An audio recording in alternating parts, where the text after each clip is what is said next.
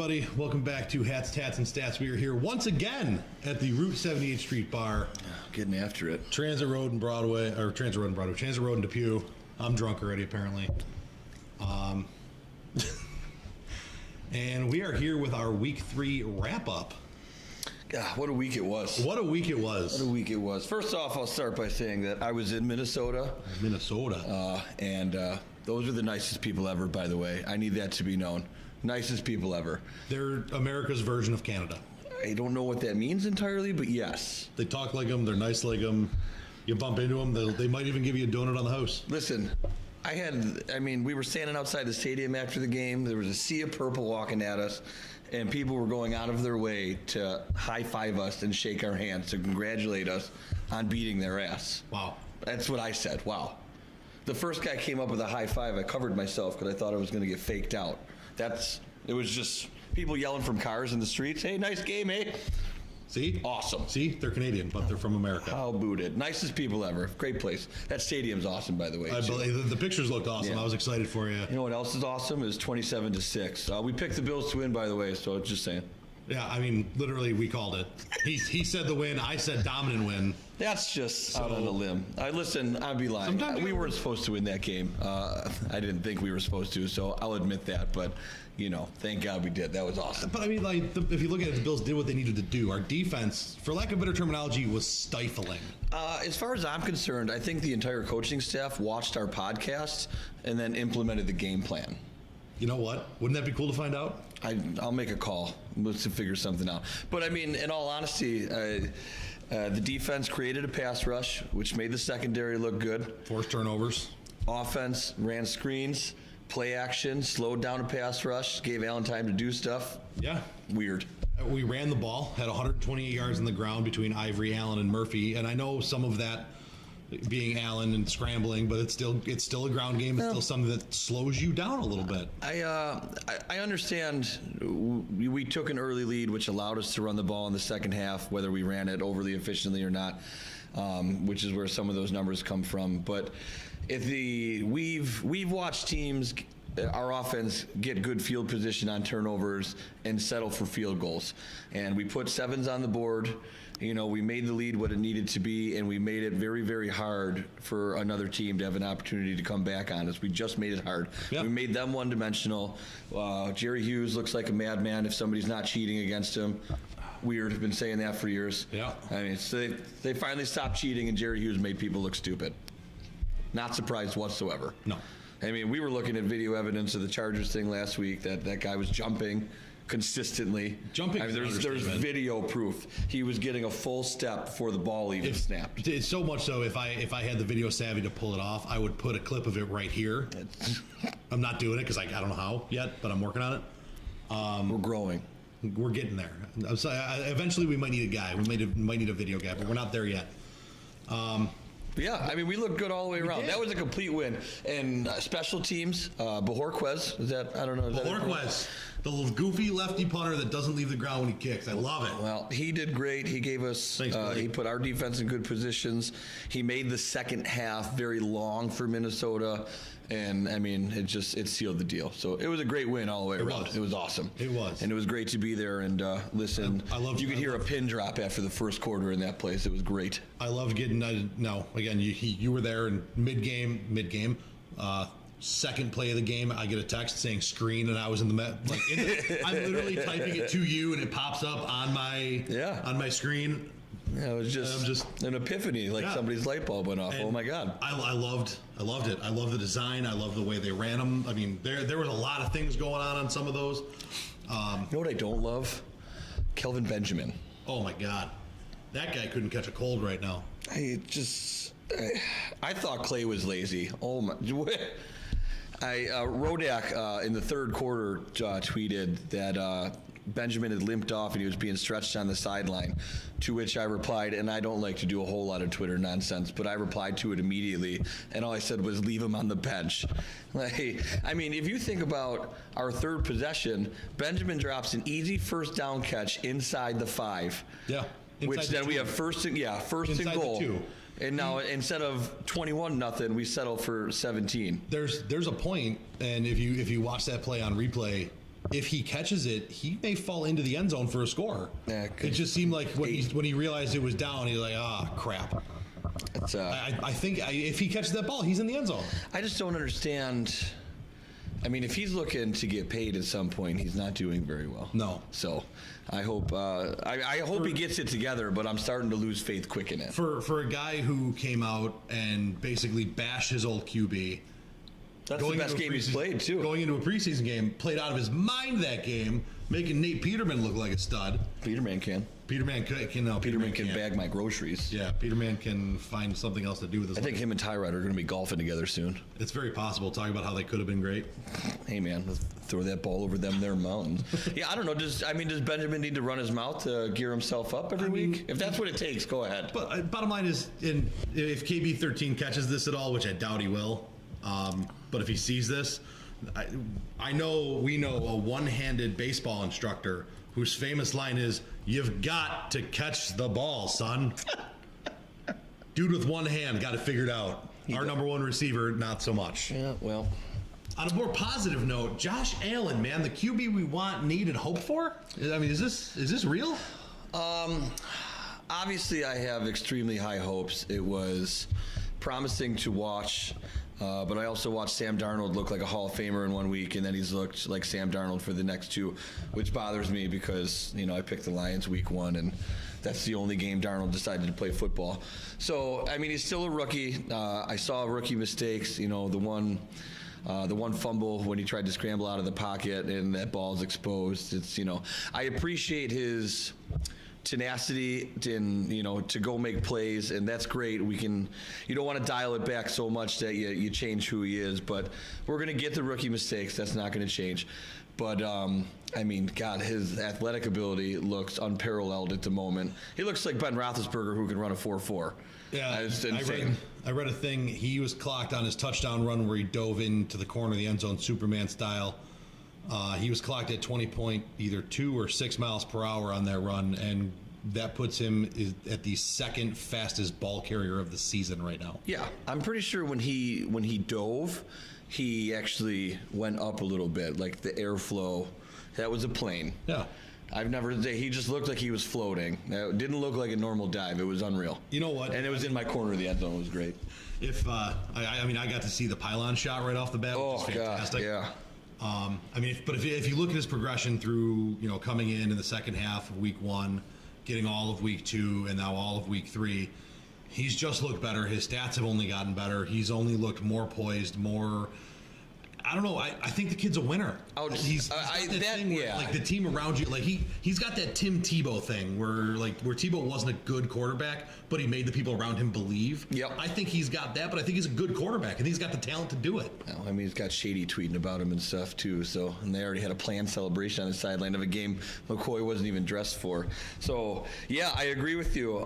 But past Allen, I think, and I'm hopeful that we're starting to get the Brian Dable we were told we were going to get, because that game looked different offensively. Oh, absolutely. It looked different. It didn't look like the first 2 games looked like we were running vanilla preseason nonsense still.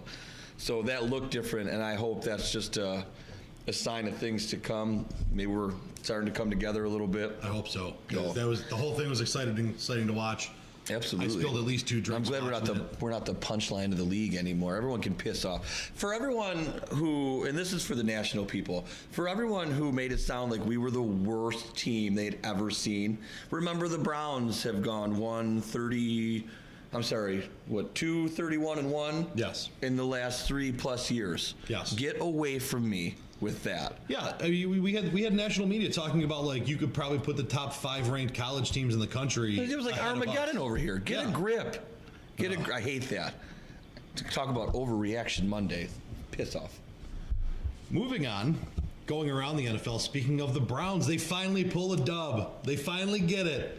And they got it on the lock of the week. Listen, I don't want to say I told you so, but I do. I did. I told you so. Jay Kane, pay up. I'll take that money. Also, the best part about that game is the first half obviously went atrocious. And Mr. Kane, that placed the financial bet with me, decided to run his mouth the entire time. in which I told him before this happened, I have time proof. I said, Baker comes in and leads a comeback. Be careful what you're saying to me. What do you, I don't know. The Schwam was on this week. I had it going on. I don't know. Did. It was great. But yeah, the Browns, I mean, they looked, you want to talk about same thing, like a Josh Allen effect. That's a different football team when he's out there. Yeah. And watching the game, you could hear it in the stadium. I mean, by the way, the Browns celebrated a field goal like they won the Super Bowl. They celebrated that win like the Bills that made the playoffs. The Browns are still the worst team ever, just so we're clear. Okay. We're driving that point home because I'm sick of people talking about the Bills like that. Yeah, there you go. Let's keep things in perspective. But regardless, I think the Browns are much improved. I think they proved it. I think they are on a much better path than they have been. And for at least right now, it looks like they have found their answer at quarterback, which, I mean, that franchise, I don't remember their last quarter. Vinny Testaverde? When was the last time they had a good quarterback? I mean, what's your definition of good? Vinny Testaverde. Okay. Probably him. In other news, and this is, I mean, as far as a big weekend, the Pats dropped their second in a row. They're currently tied with the Bills and the Jets? And the Browns. Browns have a better record. Browns have a better record by a half game. Eat that, Billy. I hate the Patriots. If you didn't catch from our last episode, I know because of the time frame of us putting these out, not a whole lot of that was seen. My man here, we both hate the Patriots. He's far more vocal about it than I am, but I love it, and I'm going to let him just roll with it. So go ahead.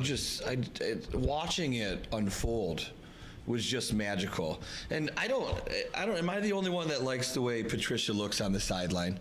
He better be talking to someone in that mic, because he's just nodding his head, agreeing with a lot of stuff. And I just don't know if someone's in his ear hole, but like a good play happens and then they pan right to Patricia like he's doing something, which he's not. He's not the offensive coordinator. So why, when Stafford throws a 20-yard rocket and then they pan over to him and Patricia's just, who are you? But it's great. I love it. I don't know if he's just self-confirming himself, having a good time, or maybe he said, I went Spygate this week and screw you, Belichick. I know what's going on. I learned this from you. Yeah. I was sick of watching Belichick beat all of his understudies. That was so satisfying. He got beat by a branch of his own tree. We talked about that once. We can put a whole segment on coaching trees, which I don't understand entirely. But and also watching Tom Brady and his Ugg boots have a meltdown on the sideline, that's always my favorite. It's like Christmas morning. Oh, yeah, the throw of the helmet. Yeah, he's the epitome of sportsmanship. What a crybaby bitch. Pussy-ass bitch. Oh, wow. Yeah, well, I hate the Patriots, so that was great. I hope this continues. I agree. I hope they go 0-6 in the division. I hope they barely scrape together 6 wins. And then Brady and Belichick can retire, and the Patriots can go back to sucking. Yeah. Like the good old days. I'm going to have to eat a little bit of crow on this next one. The hapless Steelers, who I lovingly referred to as a failed abortion. A dumpster fire failed abortion. Still the greatest line I've ever heard. And they pull one out against Tampa, but Fitzmagic still throws for 400 yards and 3 scores. And 3 picks. I had a great view of that game. In the first half, I obviously had a giant smile on my face because it sounded exactly how I thought it was going to go.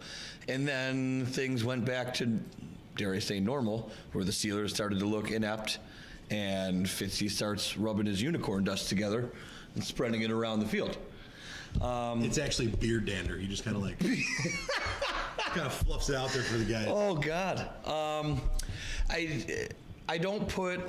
Fitz didn't play great in the first half, but I don't put it all on him. And the more I've seen, I've rewatched a bit, that was rough. And maybe the only thing I could say is maybe eat a few and don't, maybe you don't make a couple of the throws that he made when he's got pressure in his face. But the same guy who forces those throws is the one who throws for 400 yards and scores 3. The one who doesn't is Tyrod Taylor, who tucks it, eats it, and we punt, and we live to see another down, and whatever the hell you want to do. But I can guarantee you, Tyrod ain't bringing you back anywhere near that close in the second half. Nope. So I need the same gunslinger that makes those turnovers, that scores those points. And I'm not comparing Fitzpatrick to Brett Favre, but no one ate Brett Favre's crow when he threw 3 picks because they knew he was throwing 5 scores and 400 yards, and it was going to be a game regardless. You just had to take it, and I'm not.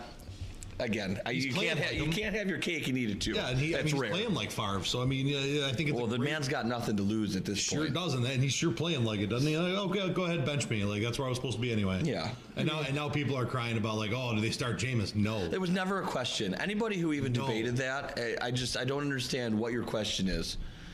What's your argument? Find me one.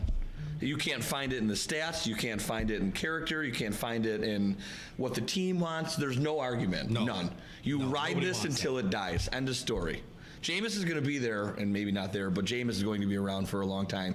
He's a young person. Yeah. But you have a team that can win, and you need to ride what you have right now. End of story. I agree. And we're going to get to something a little bit more on that a little bit later. I had the Skins-Packers game down here to talk about a little bit, but we both kind of talked about it. If you go to look up any kind of highlights or anything from it, the only thing you see is the roughing the passer call. And on top of that, it was a huge week for injuries. A lot of guys went down. And it begs the question, now that the NFL competition committee is saying we need to review these roughing the passer calls, is the NFL at a point where it's finally hurting itself? It's a lot of topics right there, and I apologize for lumping it all into one, but I'm going to put it out there and see where we go. So, yes, I was out of town, obviously, so I didn't get to see as much football as I would have wanted to. But as you said, so I had to rely on highlights for some of it, and I didn't see anything in that game except for a Clay Matthews hit on Alex Smith in an interview. To me, that itself, the fact that I couldn't see anything about the game, proves how bad of a state we are in currently with these calls, because you couldn't even show me what happened in that game. Right. All I got to see was the same hit over and over and over again. And then Clay Matthews come out and say how the NFL has gotten soft and they're taking the physicality out of the game, and then the ensuing hilarious parody evolution of roughing the passer videos that have come out from all the fans of the planet, all great, which is hysterical. It's I don't know what else to say anymore. It's pathetic. I mean, it's just pathetic. We're at a point where, and for those of you who know us, and this is for those who don't, for the longest time we've played in a flag football league. There's more contact with the quarterbacks in that league than they're allowing in the NFL right now. It sure in feels a flag like football league. I used to get hit a lot. I don't know. That's your fault. Almost directly, actually. Yeah, it's bad. It's just bad. And it needs to change. And I know it's unprecedented to not necessarily make rule changes in the middle of a season, but the way it's officiated. And also what bothers me, and I don't know if anyone, maybe I'm the only one that's caught this, I don't know. They keep showing the rule in its written state. Right. In the rule about putting your body weight on a quarterback is written in such that it's after the quarterback has thrown the ball. Nowhere in this rule does it say anything about a sack, which, as far as I'm concerned, if you have the ball, you're considered to be a runner. Yeah. Nowhere in the rule does it say anything about hitting a guy who possesses the football. So I don't understand what I'm supposed to do with you if you have the ball, because the only way the play stops is when you hit the ground. Right. What am I supposed to do with you? Chest bump you and hope you fall over? Yeah, Get the hell out of here. You got to be careful, because if you go to chest bump and you try to do it with enough force, your helmet's going to go first and make contact with something, and then you're going to get called on something completely different and get the roughing the passer call. That's what we've gotten to, and so much so that a defensive lineman this week got hurt trying to lay off on a quarterback. Yeah. Yeah, I watched that, and word for word what I said was, I'm glad it happened. I feel so bad for him, but I'm glad it happened to shine a light on what the hell is going on here. Yeah. Like, I feel horrible for him, but gee, if we're not taking notice by now, we're in trouble. We're just in trouble. Yeah. So, I hate it. I can't stand it. It drives me nuts. I mean, I want more physicality. I want to bring back the wedge, not the 2-man wedge, the 4-man wedge. Fuck it. Let's make it a 6-man wedge. I want to see people getting there. You're playing football for Christ's sake. Lock some arms. You're playing football. I understand some of it, and like we commented on the helmet rule and initiating contact with that. I feel like it hasn't been over officiated, which I really thought it was going to. Right. But the rest of it has, and it's bad. And people will stop watching this at some point. Yeah. They can sit on their high horse all they want to, but at some point, people are going to stop watching. People are going to just say it's no longer fun to watch because we're at a point right now where anytime the defense does anything, I mean, we've been at a point for 5 years now. Anytime a defender makes a good play that's not a clean overthrow into a pick or a pick that's caught before it gets to the receiver, you're looking around like you're staring at the top of the screen going, all right, drop that little yellow thing. Wait for it. That's how I watch a football game now. Yeah. I see a big hit and I go, oh no. Yeah. Are they doing it? Are they not doing it? I can't even enjoy the hit because my butthole is tight, wondering if my team's getting called. That's super fun. Yeah, and at some point we are going to get to a point where people are just going to say it's not worth it. It's not fun to watch. It's arena football without the hitting. It's flag football. It's arena football had more hitting. There were boards. That was great. But look at the Bucks game, the Bucks and Steelers. There was laundry all over the place. Yeah. That was hard to watch at some point. Yeah. It was just like, oh, here we go again. Now, you want to talk about, baseball has an issue with like rate of play and how long the game is. I don't want to listen to the Zebras talk to me all game. No. I got announcers for that, and they suck bad enough as it is. Oh, my God. That's another topic for another segment. Tessitore, piss, Booger McFarland. What a joke. Booger. That is another segment. I can't stand them either. The other thing I wanted to comment on before I go off on a little tangent of my own here is the parity in the NFL this year. And we're going to talk about some games coming up in our next segment, the week 4 preview of, games that really mean something. But just the amount of parity when you see this team beats this team and then that team loses to a team that's 0-2 and you're, what the hell? Yeah, I mean, it's there's parity every year, but it seems extra this year, the Bucks with Fitzpatrick leading the division in a division where you have Drew Brees and Cam Newton and Matt Ryan. And didn't see that. The Dolphins and Ryan Tannenbaum, who's 11-1 in his last 12 starts. I did say Tannenbaum. That's on purpose. Yeah, I mean they're 3-0. And he's again. How is Tannehill 11-1 his last 12 starts? He's not bad. He was never. I guess he's just somebody you look at and you don't really expect a lot from. So maybe you're caught off guard by the fact that 11-1. I don't know. He puts them. He makes them better. That's for sure. Yeah. That's clear. And Jay Cutler, Smoking Jay, the steal of the year last year. Oh, God. Cashing in another paycheck. Good for him. And anybody who wanted Smoking Jay to come here after Peterman start, you can ship off to a new team too. That's pathetic. There were people that wanted that. I don't know. These Bills groups, they're my favorite. Oh my God! I put the thing out the other day. I'm in like 3 or 4 of them, and I can't promote the podcast on them. They won't approve those posts. But I can watch people even after last week's game.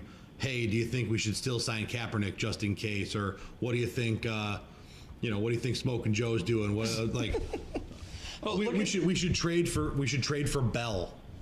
I put a list of things out the other day. Look at these division leaders. The Buccaneers, the Bears, the Eagles make sense. We thought that. The Rams make sense. Then you go to the Titans. At 2-1, who are tied with the Jags. The Jags, which people thought were going to be good, but the Texans weren't supposed to be 0-3. They look horrible right now. And then Miami. It's all over the place. And the Raiders are 0-3. I don't think anyone thought the Raiders were going to be 0-3.